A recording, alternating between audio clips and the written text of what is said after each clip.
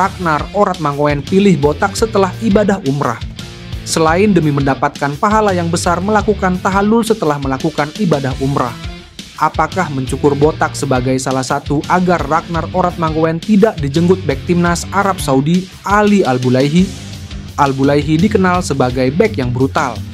Bek 33 tahun ini kerap bermain kasar dan melakukan provokasi kepada pemain lawan, layaknya yang dilakukan mantan bek Real Madrid asal Spanyol, Sergio Ramos. Sejumlah pesepak bola top dunia seperti Lionel Messi dan Cristiano Ronaldo pernah mendapat provokasi dari bek milik Al Hilal tersebut. Bahkan Cristiano Ronaldo pernah mendapat kartu merah dari wasit karena kedapatan menyikut Al-Bulaihi.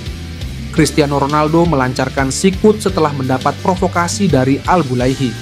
Tak sampai di situ provokasi yang dilakukan Al-Bulaihi.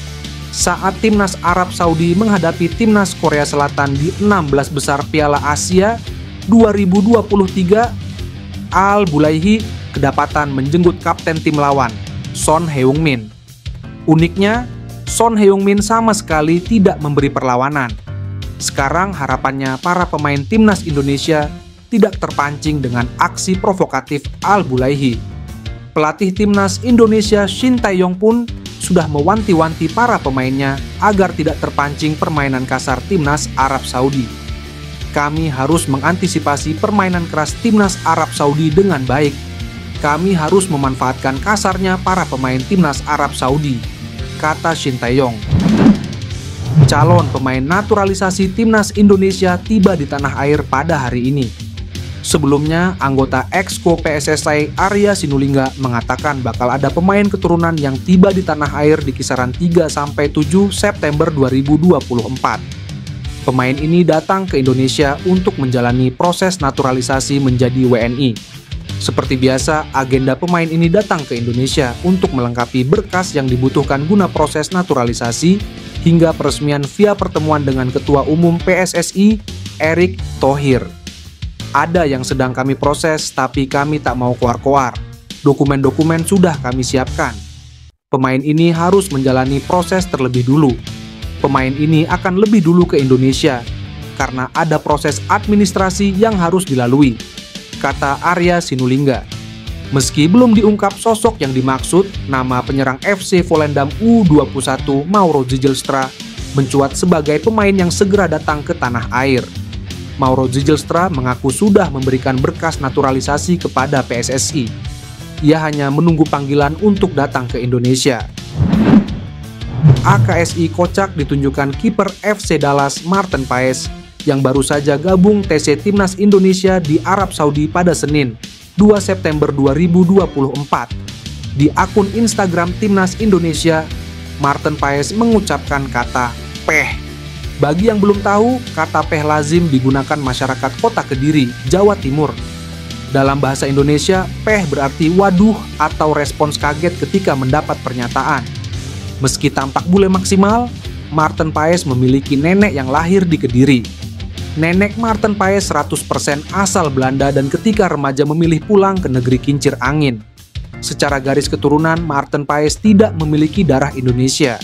Namun, karena sang nenek lahir di Indonesia, Marten Paes memenuhi syarat untuk dinaturalisasi menjadi WNI dan kemudian bersiap membela timnas Indonesia. Sayangnya, Marten Paes belum bisa ambil bagian saat timnas Indonesia tandang ke markas Arab Saudi. Ia tak bisa bermain karena belum bisa didaftarkan ketika pendaftaran pemain ditutup pada 5 Agustus 2024. Namun, untuk laga melawan Australia, EKS kiper FC Utrecht ini sudah bisa bermain. Karena itu, debu Marten Paes bersama timnas Indonesia langsung di hadapan puluhan ribu supporter timnas Indonesia yang memadati Stadion Utama Gelora Bung Karno pada Selasa, 10 September 2024. Media Vietnam, Soha Doc VN, ketakutan melihat aksi timnas Indonesia asuhan Shin Tae-yong di Piala AFF 2024. Soha menilai pengalaman Shin Tae-yong menangani timnas Indonesia dalam 5 tahun terakhir bakal menyulitkan para lawan skuad Garuda di Piala AFF 2024, termasuk timnas Vietnam racikan Kim Sang-sik. Indonesia finalkan pelatih yang menangani mereka di Piala AFF 2024. pelatih Kim Sang-sik akan kesulitan. Piala AFF 2024 menjadi pertama kali dua pelatih asal Korea Selatan, Shin Tae-yong dan Kim Sang-sik, saling berhadapan. Meski timnas Indonesia menurunkan pemain muda, pertemuan nanti menjanjikan dan menarik untuk ditunggu, kata Soha.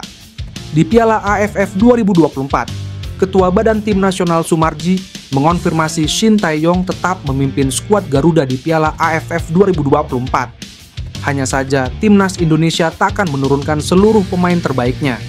Sebab, pekan pembuka Piala AFF 2024 jaraknya berdekatan dengan kualifikasi Piala Dunia 2026 zona Asia, sehingga Shin Tae-yong akan menyiapkan dua tim. Tercatat, timnas Indonesia menjamu Arab Saudi di matchday ke-6 grup C, kualifikasi Piala Dunia 2026 zona Asia pada 19 November 2024. 5 hari berselang, timnas Indonesia sudah harus bersua Myanmar di laga pertama grup B Piala AFF 2024. Untuk Piala AFF 2024, timnas Indonesia turun dengan mayoritas pemain U23. Sejumlah pemain jebolan juara SEA Games 2023 seperti Ramadan Sananta dan Alfeandra Dewangga disinyalir bakal ikut serta di Piala AFF 2024. Pemain-pemain yang diproyeksikan mentas di SEA Games 2025 seperti Arkan Fikri juga berpotensi dibawa. Di Piala AFF 2024, timnas Indonesia tergabung di grup B bersama Vietnam, Myanmar, Filipina, dan Laos. Masing-masing tim akan melakoni 4 pertandingan dengan rincian 2 laga kandang dan tandang. 2 tim teratas berhak lolos ke semifinal Piala AFF 2024. Sementara itu, tim yang finish di posisi di bawahnya otomatis gagal lolos ke babak selanjutnya. Mencuat nama Mike Klein, pemain berposisi gelandang yang disebut-sebut bakal dinaturalisasi timnas Indonesia usai diketahui telah didekati kakak Irfan Bahdim. Beberapa waktu lalu, Arya Sinulinga selaku anggota Exco PSSI menyebut pihaknya tengah memproses sejumlah pemain keturunan untuk dinaturalisasi. Arya Sinulinga menyebut nama pemain yang bakal dinaturalisasi PSSI itu berada di luar prediksi. Hal ini disampaikan lewat video dalam kanal YouTube-nya. Sejumlah pemain yang sedang diproses naturalisasinya berposisi di belakang dan tengah. Sementaranya namanya urung disebutkan.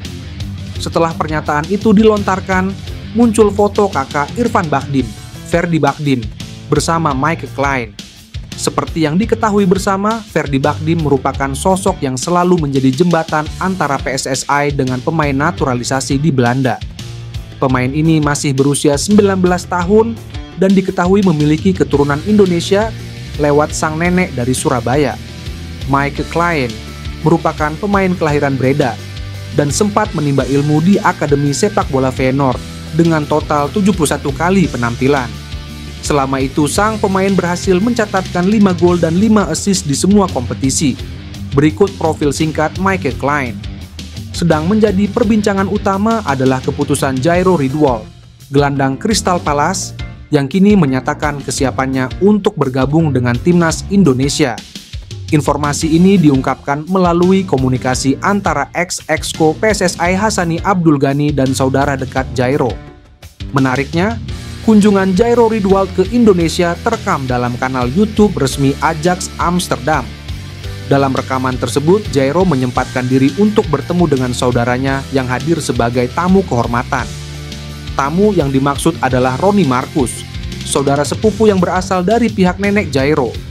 Roni Markus adalah kerabat sepupu dari pihak nenek saya. Saya baru saja diberitahu bahwa ada seorang tamu yang menunggu di bawah. Sangat menggembirakan mengetahui bahwa dia adalah saudara kandung saya. Tentu saja saya merasa sangat senang bisa bertemu dengannya, ujar Jairo Ridwal. Pemain yang kini memperkuat Crystal Palace ini berdiskusi lebih lanjut tentang asal-usul darah Indonesia. Dalam sebuah wawancara dengan Ajax yang diunggah pada 2 Mei 2014, Jairo memaparkan bagaimana budaya Indonesia masih dijaga dan dilestarikan oleh keluarganya. Nenek Jairo yang berasal dari Indonesia menjadi bagian penting dalam merawat warisan tersebut, sering bertemu dengan saudara-saudaranya yang masih mempertahankan garis keturunan Indonesia.